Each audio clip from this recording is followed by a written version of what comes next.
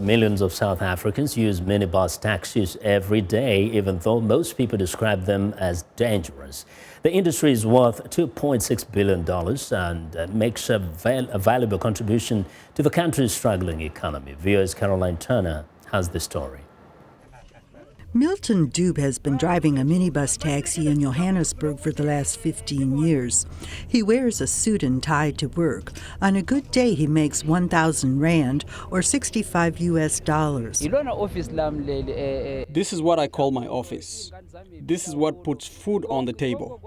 Taxi terminals can be crowded and drivers are often rowdy or drunk, but passengers still wait in queues for a ride.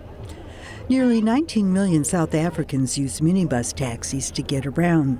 The industry employs close to 1 million people and is estimated to be worth 40 billion rand, but analysts say the business could be worth much more. Taxi bosses are like racketeering landlords.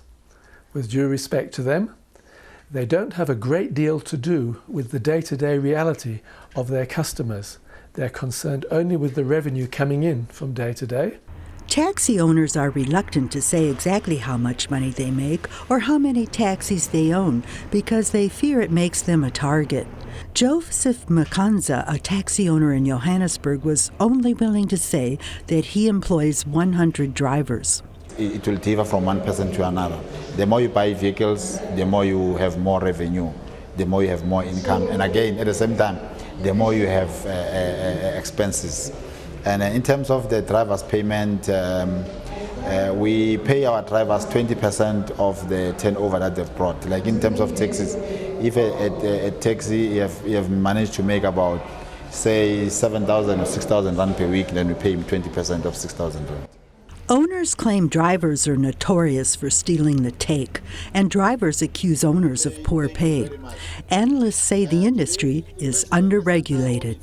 Some of his drivers are taking part in a program to change the attitudes toward taxi drivers. Officials at the South Africa Taxi Association say this could transform the industry. Currently, the minibus taxis are accounting for about 68.8% of land-based transport, which means they are bigger than the buses and the trains put together. The industry transports on a day an average of about 19 million passengers. Commuters have options, from the high-speed GO train to a bus rapid transit system, but the combis are more affordable. As of like this morning, for me to get to work, I had to stand in a queue for about 2 hours. And then when you get into a taxi, the driver is so rude. They drive too fast. I don't think they obey to the rules of the road. So for me, it's a bit of a mission. I prefer using buses, but they take long. Some taxis make you feel safe, some don't. It's a 50-50 situation.